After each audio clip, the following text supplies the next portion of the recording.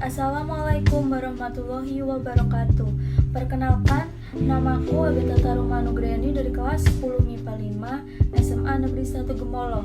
Kali ini aku akan membahas bab bakteri yang terdiri dari pengertian bakteri, bentuk bakteri, struktur bakteri, reproduksi bakteri, dan juga contoh-contoh bakteri.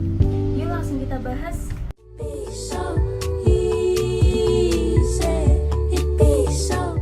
Apa sih yang dimaksud dengan bakteri? Bakteri adalah kelompok organisme yang tidak memiliki membran inti sel. Organisme ini termasuk ke dalam domain prokariota dan berukuran sangat kecil atau mikroskopik, serta memiliki peran besar dalam kehidupan di bumi.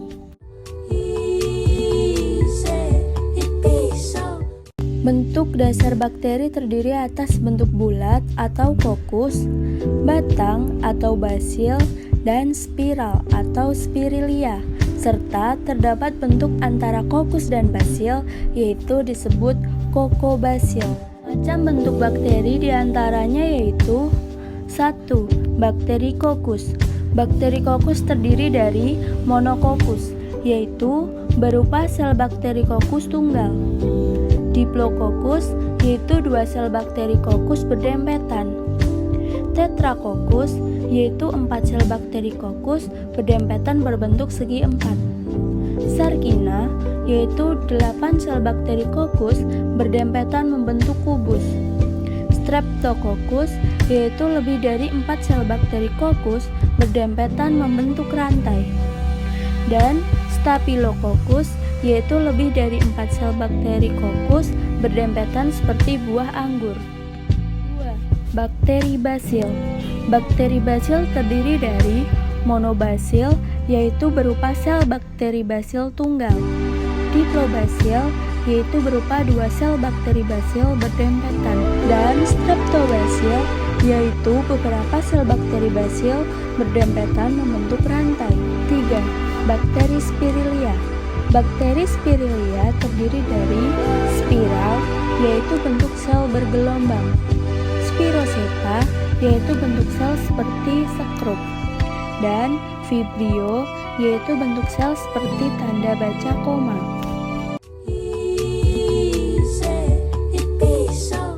Struktur tubuh bakteri terdiri dari kapsul yang berfungsi sebagai lapisan pelindung, menjaga sel dari kekeringan, membantu melekatkan diri pada substrat, dan menunjukkan virulensi suatu bakteri.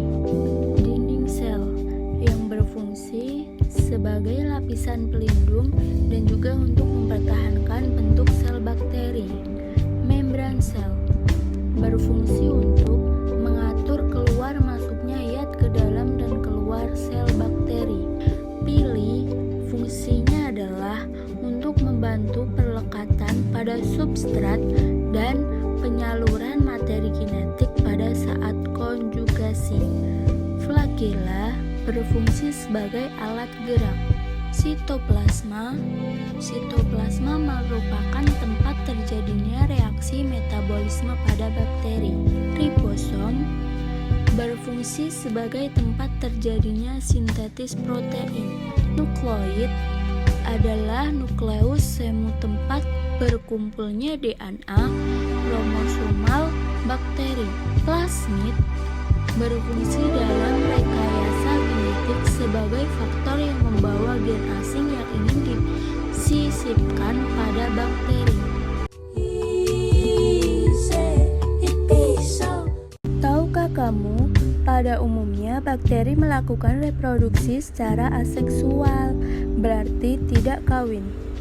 Bakteri membelah diri dengan proses pembelahan biner, yaitu setiap sel membelah dirinya menjadi 2. Tapi, mungkin gak sih bakteri itu melakukan reproduksi secara seksual?